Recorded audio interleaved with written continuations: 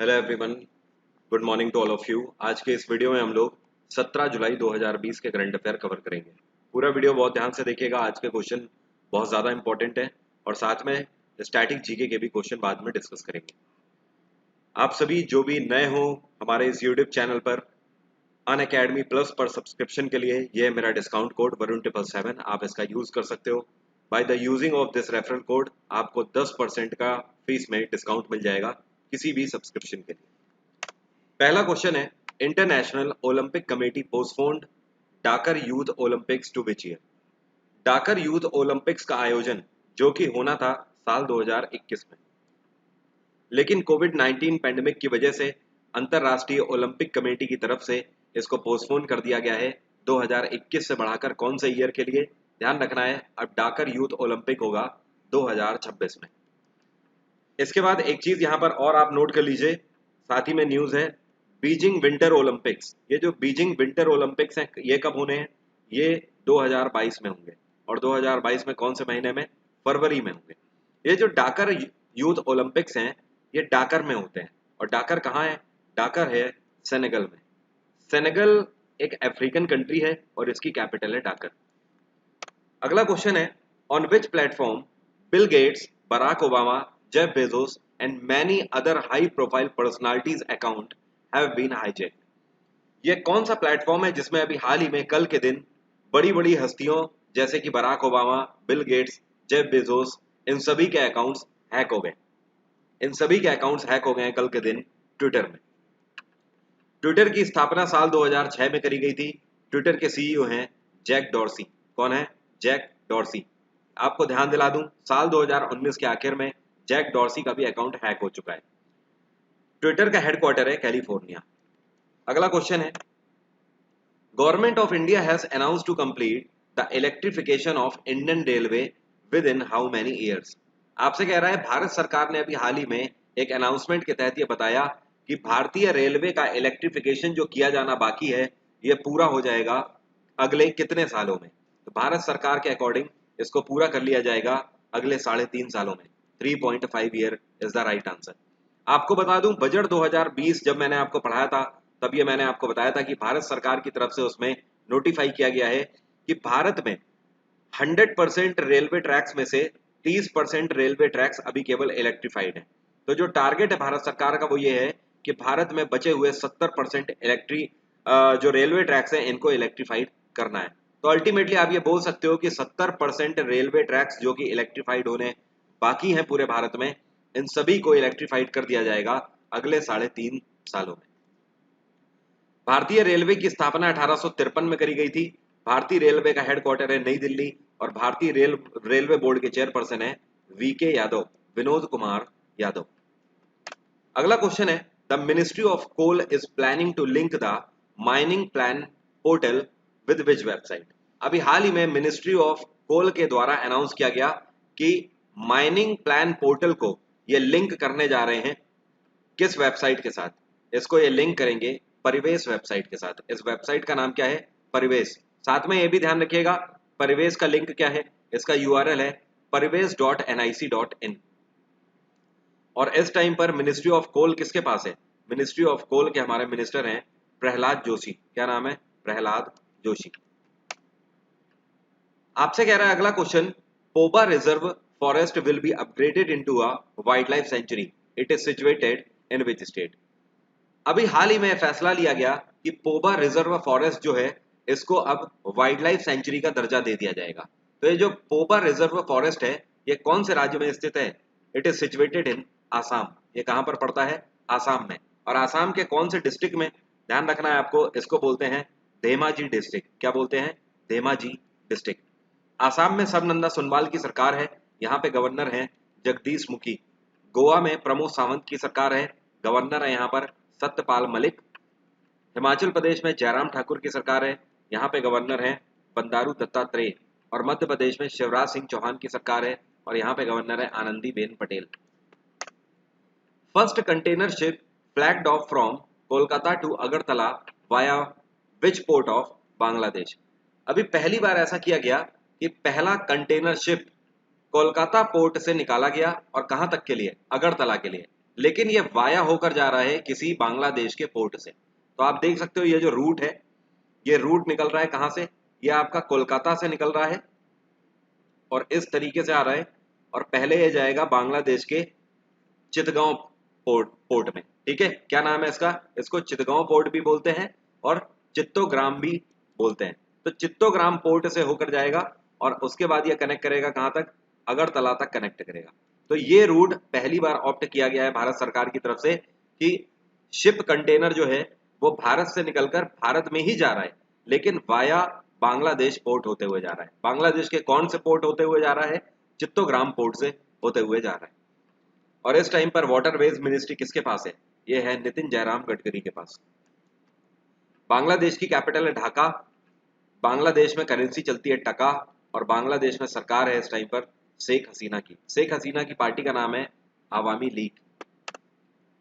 National bank for agriculture and rural development, जिसको in short हम लोग नाबार्ड बोलते हैं, नाबार्ड ने अभी हाल ही में 2.51 करोड़ रुपए आवंटित किए हैं कौन से राज्य में, स्किल डेवलपमेंट और सेल्फ हेल्प ग्रुप प्रोग्राम के लिए।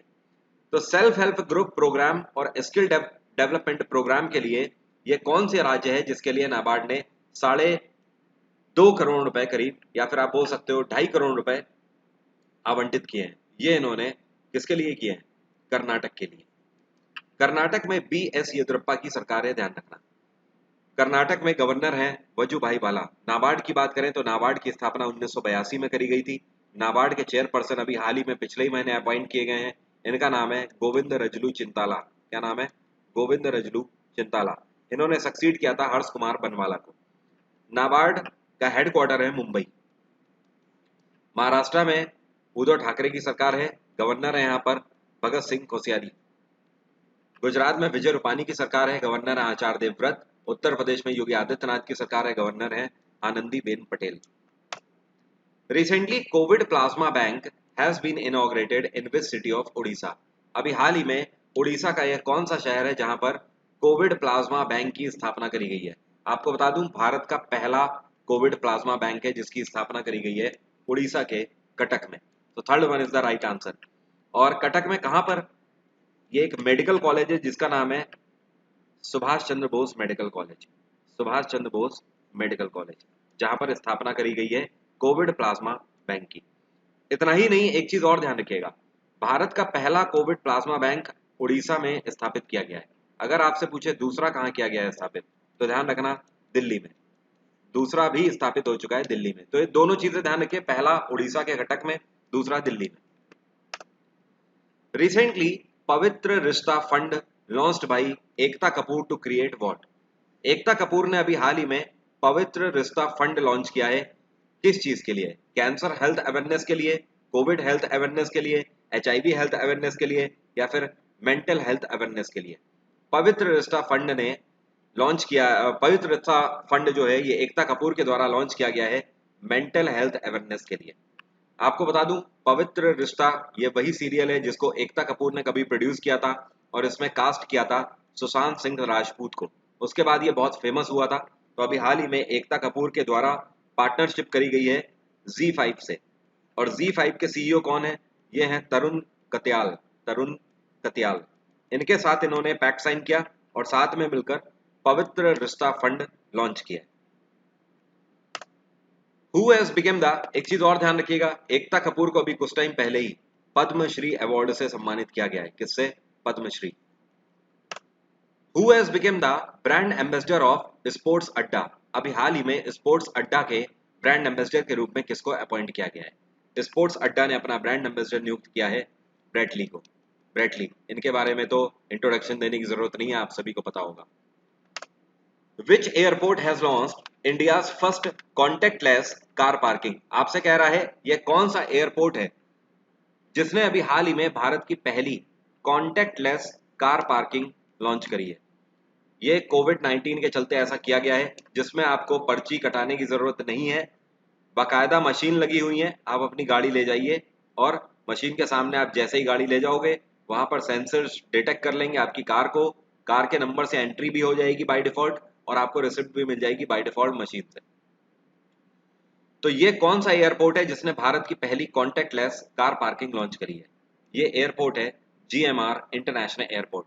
कहाँ का है एयरपोर्ट है ये है हैदराबाद में एयरपोर्ट। अगला क्वेश्चन है, which state government is to set up a committee to fix the prices of face mask and sanitiser. कल रात का जो वीडियो है 10 बजे का, वहां पर मैंने इस क्वेश्चन के बारे में आपको हिंट दिया था। ये कौन सी राज्य सरकार है जिसने अभी हाल ही में एक नई कमेटी की स्थापना करी है? एक कमेटी क्या करेगी? ये कमेटी राज्य में बिकने वाले फेस मास्क और सैनिटाइजर के जो प्राइसेस हैं इनको फिक्स करेंगे। क्योंकि अभी आप देख रहे हो जिस तरीके की धांधली चल रही है, लोग गलत तरीके से पैसा वसूल रहे हैं फेस मास्क और सैनिटाइजर के लिए। ये फेस मास्क है जिसकी कीमत या लागत आप बोल सकते हो 2 से 3 रुपया आती है। इसके लिए 50 रुपए से लेकर 100 रुपए तक भी वसूले जा रहे हैं। और साथ में जो सैनिटाइजर्स हैं जिनकी कीमत स्प्रिट की 20 से 30 रुपए है केवल, इसके लिए 300 से लेकर 400 रुपए तक मार्केट में वसूले जा रहे हैं। तो ये सब धांधली ना होने पाए और इनके एक पर्टिकुलर प्राइस फिक्स कर दिए जाएं, इस वजह से ये है उद्धव ठाकरे की सरकार। महाराष्ट्र सरकार ने एक नई कमेटी का गठन किया है और ये कमेटी क्या करेगी? राज्य में फेस मास्क और सैनिटाइजर की बिक्री पर जो प्राइसेस हैं उन पर अंकुश लगाएगी। एक पर्टिकुलर प्राइस पर ही बेचे जा सकेंगे फेस मास्क और sanitiser. Recently AIIMS OPD block has been renamed as Rajkumari Amrit Kaur. Who is she? आपसे कह रहा है एम्स का, दिल्ली में जो एम्स है इसके ओपीडी ब्लॉक का नाम बदलकर राजकुमारी अमृत कौर रख दिया गया है। यह है राजकुमारी अमृत कौर। ये क्या थी? Freedom fighter, classical dancer, musician या फिर राइटर? तो राजकुमारी अमृत कौर फ्रीडम फाइटर थी। इनके नाम पर एम्स के ओपीडी ब्लॉक का नाम राजकुमारी अमृत कौर ब्लॉक के नाम से रख दिया गया है। इनके बारे में अगर बात करें तो ये फ्रीडम फाइटर के साथ साथ पॉलिटिशियन भी थी, सोशल एक्टिविस्ट भी थी, इंडियन नेशनल कांग्रेस से बिलोंग करती थी। इतना ही नहीं, राजकुमारी अमृत कौर भारत की पहली हेल्थ मिनिस्टर थी। ये एक सबसे बड़ी बात है, आप में से बहुत कम लोगों को पता होगा। भारत की पहली हेल्थ मिनिस्टर कौन थी? राजकुमारी अमृत कौर। इंडियन नेशनल कांग्रेस इन्होंने ज्वाइन करी थी आजादी के बाद। पहले ही पोर्टफोलियो में 1947 में इनको जगह मिली थी as a health minister.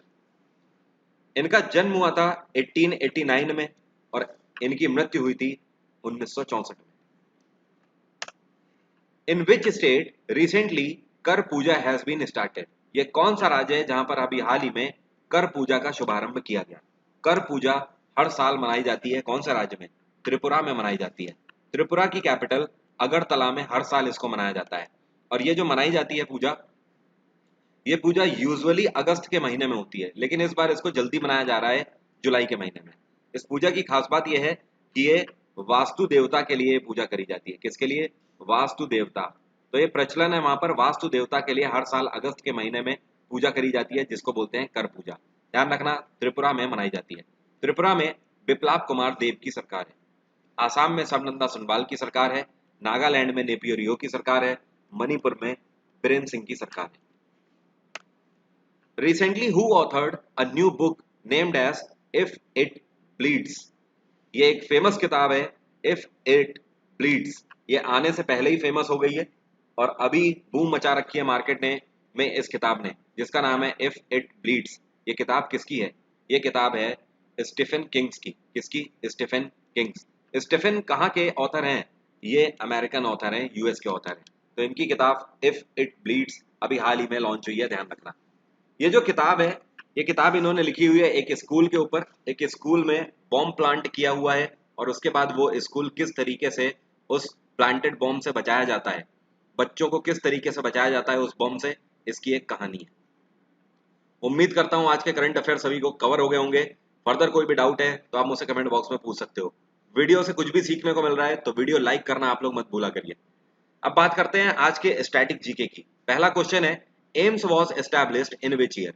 AIIMS की स्थापना, दिल्ली में जो एम्स है इसकी स्थापना कब करी गई थी? एम्स की स्थापना 1956 में करी गई थी। और इस टाइम पे हेल्थ मिनिस्टर कौन है? Doctor Harshvardhan.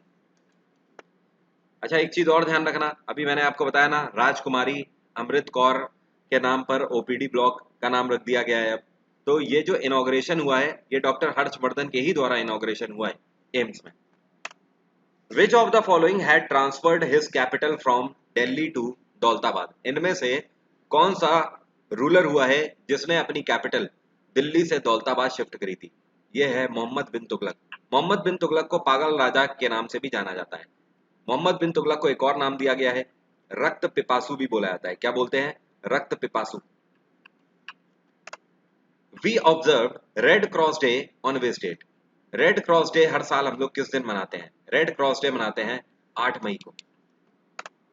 There are how many countries in Europe? काफी अच्छा क्वेश्चन है। इस तरीके के स्टैटिक जीके क्वेश्चन लगातार एसएससी पूछता रहता है। यूरोपियन कॉन्टिनेंट जो है इसमें कितने देश हैं? यूरोपियन कॉन्टिनेंट में इस टाइम पर 44 देश हैं, ध्यान रखना। कितने? 44 countries. Currently who is the central vigilance commissioner of India? ये क्वेश्चन मैंने करंट अफेयर में कुछ टाइम पहले आपको कराया हुआ है कि अभी हाल ही में सेंट्रल विजिलेंस कमिश्नर के रूप में किसको अपॉइंट किया गया था? तो भारत के नए सीवीसी अपॉइंट किए गए थे संजय कोठारी। संजय कोठारी। आज की बात यहीं तक रहेगी। उम्मीद करता हूं सभी क्वेश्चन आपको क्लियर हो गए होंगे। अनअकैडमी पर किसी भी सब्सक्रिप्शन के लिए वरुण 777 डिस्काउंट कोड को यूज कर सकते हो आप, और 10% फी में डिस्काउंट आपको मिल जाएगा flat. IIT, JEE, UPSC, state PSC, SSC या फिर बैंक, किसी भी एग्जाम के लिए इस डिस्काउंट कोड का आप यूज कर सकते हो और 10% का फ्लैट डिस्काउंट अवेल कर सकते हो। आपका दिन मंगलमय हो। धन्यवाद। कल सुबह 6 बजे फिर से मुलाकात होगी यहीं पर।